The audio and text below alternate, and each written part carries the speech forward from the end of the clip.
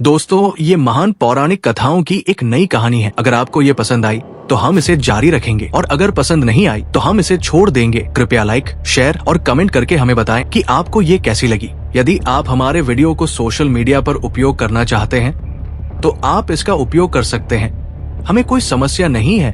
हमारे Nobel of king channel को subscribe करें और लाइक करें, शेयर करें। संपादक को विश्वास है कि उसे रॉबर्ट ग्रेव्स के डायोडोरस सिकुलस 4.44.56 के अनुवाद से शुरुआत करने की धृष्टता या दुस्साहस, जैसा भी मामला हो, के लिए माफ कर दिया जाएगा। वे पंक्तियां जिन्हें ग्रेव्स ने अपनी रचना द गोल्डन फ्लीस की प्रस्तावना में जोड़ा था, वे पंक्तियां जो यहाँ ग्रेव्स के उपन्यासात्मक पुनर्कथन महान युद्ध की खाइयों में उनके अनुभवों से प्रभावित फ्रेजर के गोल्डन बॉ से कम नहीं, की शुरुआत की तुलना में कम प्रासंगिक नहीं लगती है। जो युवा नायक जेसन और उसके योद्धा साथियों के समूह की प्राचीन पौराणिक परंपरा है, जो सुदूर कोल्चिस से एक सुनहरे मेढ़े की ऊन को वापस लाने के लिए आर्गों पर सवार होकर ग्रीस से रवाना हुए थे। जिसे हम ग्रीक मिथक कहते हैं, वो कोई विशेषताहीन एकाश्म नहीं है, बल्कि बहुआयामी, बहुविध और बहुमूल्यवान एक तरल घटना है। जैसा कि पहली शताब्दी ईसा पूर्व में इतिहासकार डायोडोरस के लिए स्पष्ट था और जैसा कि इस कैम्ब्रिज कंपेनियन को बनाने वाले निबंधों से स्पष्ट होता है। आगे के अध्याय 3 प्रमुख भागों में विभाजित है। स्रोत और व्याख्याएं। 3 में से पहला भाग ग्रीक ग्रंथों में ग्रीक पौराणिक परंपराओं के रूपों और उपयोगों की जांच करने वाले 7 निबंधों से बना है, जो 8वीं शताब्दी ईसा पूर्व की मौखिक कविता से लेकर आरंभिक शताब्दियों के विश्वकोशीय गद्य संकलनों तक की अवधि और शैली में है। एक सहज प्रदर्शनकारी रचनात्मकता से समृद्ध युग से लेकर एक गौरवशाली साहित्यिक अतीत की पौराणिक परंपराओं को प्रलेखित करने के लिए अधिक चिंतित प्रतीत होने वाले युग तक। फिर भी जैसा कि हम देखेंगे, सबसे शुरुआती प्रमाणित अवधियों में भी देवताओं और नायकों के बारे में और भी अधिक प्राचीन रूपों और धारणाओं को संरक्षित करने की चिंता का सबूत है।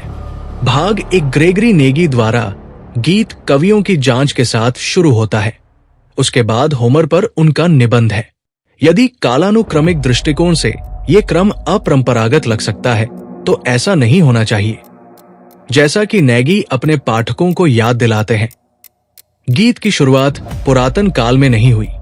ये महाकाव्य जितना ही पुराना है, जो स्पष्ट रूप से पुरातन काल से पहले का है, और महाकाव्य की तरह गीत की परंपराएं मौखिक कविता में निहित आप थी। हमारे वीडियो को सोशल जो मीडिया प्रदर्शन पर के उपयोग साथ करना साथ चाहते हैं, रचना का भी तो विषय आप है। इसका उपयोग कर सकते हैं। पुरातन काल हमें में कोई समस्या रचना नहीं है। और हमारे प्रदर्शन नोबल का ऑफ किंग अटूट चैनल संबंध को है। सब्सक्राइब करें, नेगी अपने और लाइक करें, शेयर करें। आठकों के लिए प्रदर्शन के अवसरों की खोज करते हैं। अन्य बातों के साथ साथ एक प्राथमिक परीक्षण मामले की जांच करके लेस्बियन कवियों सप्पो और अल्केस की गीत रचनाएं, जो संयुक्त रूप से लेस्बोस के लोगों के मिथकों और अनुष्ठानों के संग्रह का प्रतिनिधित्व करती है, जैसा कि गीत प्रदर्शन में व्यक्त किया गया है। इस तरह के प्रदर्शन का स्थान मेसोन का पवित्र अनुष्ठान स्थल था, कलिस्तिया के उत्सव के लिए स्थान, लेस्बियन महिलाओं द्वारा कोरल गायन और नृत्य की विशेषता वाला एक उत्सव, एक अनुष्ठान स्थल जिसे चित किया जा सकता है। पौराणिक शब्दों में मौखिक गीतात्मक कविता में नागी प्रदर्शित करते हैं। रचना के साथ प्रदर्शन की अंतरक्रिया मिथक और अनुष्ठान की अंतरक्रिया के समान है। होमर को जिम्मेदार ठहराए गए महाकाव्य काव्य के बारे में भी यही कहा जा सकता है। इस महाकाव्य को प्रस्तुत करना मिथक को सक्रिय करना है, और ऐसा सक्रियण मूल रूप से अनुष्ठान का मामला है। महाकाव्य का प्रदर्शन भाषण कार्यों का निर्माण करने का विषय है, कुछ बोलने के कार्य द्वारा कुछ करना। ऑस्टिन 1962 के अर्थ में होमरिक कविता में इस तरह के प्रदर्शनात्मक कार्य के लिए शब्द मुथोस है, जो आधुनिक शब्द मिथक का पूर्वज है।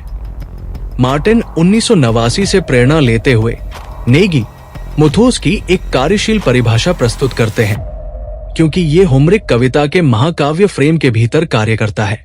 एक भाषण कार्य जो अधिकार को दर्शाता है, विस्तार से किया जाता है, आमतौर पर सार्वजनिक रूप से, हर विवरण पर पूर्णत ज्ञान देने के साथ ऐसे भाषणकारियों मिथकों का सत्य मूल्य उनके प्रदर्शनात्मक फ्रेमिंग का एक कार्य है।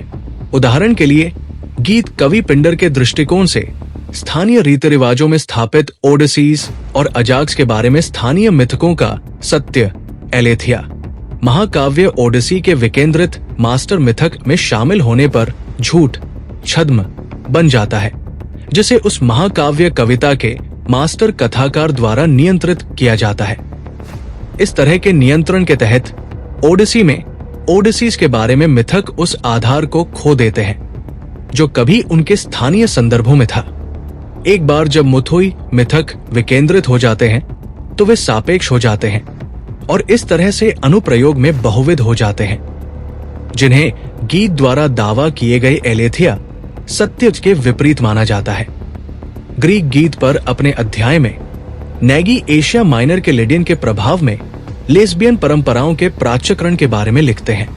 होमर और ग्रीक मिथक के अंत में वे होमर के इंडो यूरोपियन पूर्वजों पर ध्यान देते हैं, जबकि फिर से अपने पाठकों को प्राच्य कारक की याद दिलाते हैं निकट पूर्वी भाषाओं और सभ्यताओं का पार्श्व प्रभाव। ये दो प्रारंभिक तत्व इंडो यूरोपीय विरासत और निकट पूर्वी प्रभाव अध्याय 3 के केंद्र में है। संपादक द्वारा हेसियोड की महाकाव्य कविताओं थियोगोनी और वर्क्स एंड डेज में मिथक का उपचार।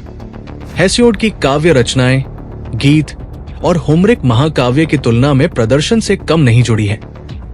ग्रीक मिथक के प्रारंभिक इतिहास दस्तावेजीकरण और अध्ययन के लिए एक विशेष, यहां तक कि अद्वितीय प्रमुखता और पारदर्शिता की पुष्टि करती है और इसी कारण से उनकी बारीकी से जांच की जाती है। थियोगोनी की तथाकथित स्वर्ग में राजत्व परंपरा एशिया माइनर और मेसोपोटामिया के विभिन्न निकट पूर्वी लोगों के बीच अच्छी तरह से प्रमाणित है और बताया जाता है कि ये फोनिशियन रूप में भी मौजूद थी। हमारे वीडियो को सोशल मीडिया पर उपयोग करना चाहते हैं तो आप इसका उपयोग कर सकते हैं। हमें कोई समस्या नहीं है। हमारे नोबल ऑफ किंग चैनल को सब्सक्राइब करें और लाइक करें, शेयर करें। राजत्व का विवरण हालांकि यूनानियों के प्राचीन मिथकों का एक आदिम और मुख्य घटक है, लेकिन लगभग निश्चित रूप से इन निकट पूर्वी संस्कृतियों में से किसी एक से लिया गया था और यूनानियों के अपने इंडो यूरोपीय पूर्वजों से विरासत में नहीं मिला था। हेसियोड के कार्य और दिन एक उपदेशात्मक कविता है जो अपने आप में एक तरह की है, जो आमतौर पर निकट पूर्व में पाई जाती है। बाइबल की नीतिवचन की पुस्तक शायद सबसे परिचित उदाहरण है और इस मामले में निकट पूर्वी प्रभाव भी निर्विवाद है। वास्तव में कुछ विद्वानों के लिए, जैसे कि जॉर्जेस डुमेजिल, ग्रीक मिथक का बहुत कम हिस्सा पहले के इंडो यूरोपीय काल से विरासत में मिला हुआ प्रतीत होता है। फिर भी मैं तर्क देता हूं, आंशिक रूप से जीन पियरे वर्नेंट का अनुसरण करते हुए वास्तव में आदिम इंडो यूरोपीय तत्व मौजूद है और स्पष्ट रूप से वर्क्स एंड डेज, साथ ही थियोगोनी में हेसियोडिन विरासत में मिली धारणाओं और रूढ़ियों का जिस चंचल रचनात्मक उपयोग में उपयोग करता है और उन्हें सतह पर पुनर्गठित करने में जो स्वतंत्रता वह प्रदर्शित करता है, जबकि हम जिसे अंतर्निहित संरचनाएं कह सकते हैं उसे संरक्षित करता है, हमें सुझाव देता है कि ये हेसियोड अपने इंडो यूरोपीय पूर्वजों की परंपराओं से पूरी तरह वाकिफ है। त्रासदी और ग्रीक मिथक पर रिचर्ड बक्सटन के अध्याय के साथ हम होमर और हेसियोड से लगभग 300 साल आगे सीधे शास्त्रीय ग्रीक साहित्य की दुनिया में चले जाते हैं। हालांकि मिथक का प्रदर्शनकारी तत्व अभी भी केंद्रीय है।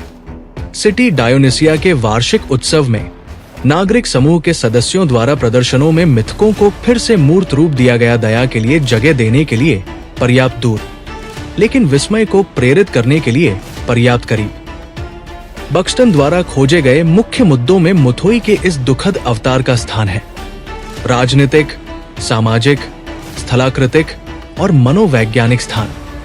दुखद मिथकों का विशिष्ट स्थान निश्चितताओं के बीच अंतराल में है। त्रासदी किनारों और हाशिए की जगह है, एक बीच का क्षेत्र जहां सीमाएं शाब्दिक और रूपक, अन्वेषण और प्रतियोगिता के लिए परिपक्व है। मुथुई के देवता प्रतिस्पर्धी दुखद प्रदर्शन का ढांचा या पृष्ठभूमि बनाते हैं।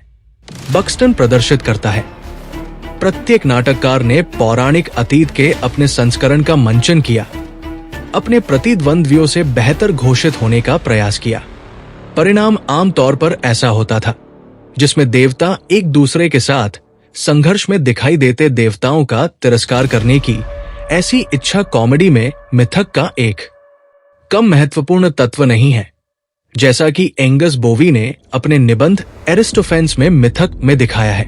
सबसे पहले पौराणिक पुरानी कॉमेडी के कुछ अवशेषों पर विचार करें, जिसका सबसे अच्छा सबूत क्रेटनस के डायोनिस अलेक्जेंड्रस का सारांश है, जिसमें ट्रोजन युद्ध की कहानी इस तरह से फिर से तैयार की गई है कि डायोनिसस पेरिस की भूमिका में एक असफल अभिनेता बन गया है।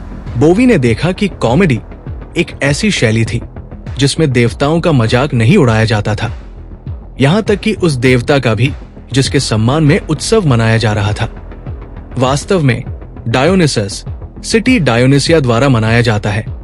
कॉमेडी में सबसे अधिक बार हास्य का पात्र है। जहां तक हम जानते हैं, देवता अपने स्वयं के उत्सव में नियमित रूप से दिखाई देते हैं।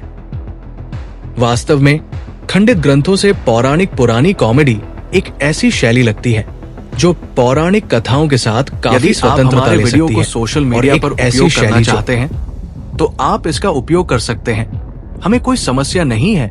हमारे नोबल ऑफ किंग चैनल को सब्सक्राइब करें और लाइक करें, शेयर करें। अक्सर राजनीतिक उद्देश्य के लिए पौराणिक कहानी का उपयोग कर सकती है। एरिस्टोफेन्स की ओर मुड़ते हुए बोवी ने लिखा है कि कॉमेडी की एक असामान्य श्रेणी वह है जो मिथक के पहले के दुखद प्रदर्शनों की पैरोडी करती है। यहाँ कठिनाई यह है कि यह हमेशा स्पष्ट नहीं होता है कि एरिस्टोफेन्स किसी मिथक का पैरोडी संस्करण बना रहे हैं या उस मिथक के किसी विशेष दुखद संस्करण की पैरोडी। इसके अलावा बोवी तर्क देते हैं कि कॉमेडी मिथक की संरचना और उससे जुड़े फ्रेमिंग उत्सवों की नकल कर सकती है, जैसा कि अरिस्टोफेन्स के थेस्मोफोरियाजुसे में है, जिसे इस तरह से संरचित किया गया है कि कॉमेडी शहर के लिए कथित तौर पर वही लाभ देती है जो थेस्मोफोरिया डेमेटर के एल्यूसिनियन उत्सव से मिलता है। डिस्किन क्ले ने प्लेटो फिलोमिथोस में प्लेटो और मिथक की जांच की। क्ले आधुनिक लोगों के लिए ग्रीक मिथक की अनिवार्य लेकिन कभी कभी पहचानी न जाने वाली अन्यता को पकड़ता है और इसे हमारे लिए अच्छी तरह से संदर्भित करता है, और ये बहुत महत्वपूर्ण है। जैसा कि वो लिखता है, ग्रीक मिथक की परिभाषाओं की प्रचुर विविधताएं प्राचीन ग्रीस की संस्कृति से हमारी संस्कृति की दूरी का लक्षण है। हमारे पास यूनानियों और रोमनों के बीच प्रचलित पारंपरिक कहानियों और इतिहासों के लिए कोई वास्तविक समकक्ष नहीं है, जो उनकी उत्पत्ति, उनकी दुनिया की उत्पत्ति, उनके देवताओं और उनके देवताओं की संतान, मनुष्यों और जानवरों के बीच संबंध और मृत्यु के बाद नश्वर लोगों की प्रतीक्षा कर रहे भाग्य के बारे में है। क्ले द्वारा संबोधित मुद्दों में से एक मिथक यानी मुथोस और लोगो बनाम मिथोस का मिथक के बीच असामान्य रूप से स्थापित विरोधाभास है। होमर में मिथक एक ऐसा शब्द है जो महाकाव्य में कही गई किसी बात का वर्णन करता है, लेकिन पहले से ही हेरोडोटस में मिथक शब्द एक बेकार और अविश्वसनीय कहानी का वर्णन करने के लिए आया था। फिर भी हेरोडोटस के पूर्ववर्ती मिलेटस के हेकेटियस अपने इतिहास का वर्णन मिथोस के रूप में कर सकते हैं, और इसके विपरीत पारंपरिक लेकिन भ्रामक ऐतिहासिक विवरणों को लोगोई के रूप में। थ्यूसिडाइड्स ने कवियों की मिथक की प्रवृत्ति को खारिज कर दिया, लेकिन उनके भाषणों के वर्णन में लोगोई अक्सर मिथकों के बराबर थे। और प्लेटो का क्या, मिथक क्या है और लोगो क्या है, इस बारे में उन्होंने अपने संवादों में जानबूझकर अस्पष्टता पैदा की है, जिसके कारण प्लेटो ने हमारे आधुनिक भ्रम में योगदान दिया है कि मिथक के रूप में क्या वर्णित किया जा सकता है। हालांकि वे मिथोस का उपयोग कहानी और लोगों को महान और सत्य विवरण के रूप में कर सकते हैं, जैसा कि गोर्गियास में है, ये अंतर नहीं है। प्लेटो में कही और जिसे हम उनके गंभीर रूप से अभिप्रायित सत्य मानते हैं, क्ले आगे कहते हैं, किसी कथा को मिथोस या लोगो कहा जाए ये कहानी सुनाने वाले, आमतौर पर सुकरात, और उसके दर्शकों के दृष्टिकोण पर निर्भर करता है। इससे भी बढ़कर प्लेटो ग्रीक मिथक को एक साथ खारिज करने और उसका उपयोग करने में सक्षम है। और प्लेटो खुद एक मिथक निर्माता है, एक कारीगर जो ग्रीक मिथक के धागों को अपने खुद के डिजाइन के कपड़े में बुनता है। ऐसा कहा जाता है कि मिथक प्लेटो की युवावस्था में ही मर गया। ऐसा नहीं हुआ। सभी ग्रीक दार्शनिकों में से प्लेटो सबसे अधिक मिथकवादी है और प्लेटो के मिथकों में सबसे कुख्यात अटलांटिस का मिथक है, अब तक लिखा गया सबसे प्रभावशाली दार्शनिक उपन्यास। प्लेटो का असली झगड़ा क्ले हमें दिखाता है, ग्रीक मिथक से नहीं है। ये ग्रीक पोलिस की कविता और वास्तविकता के उसके झूठे और अपमानजनक प्रतिनिधित्व से है।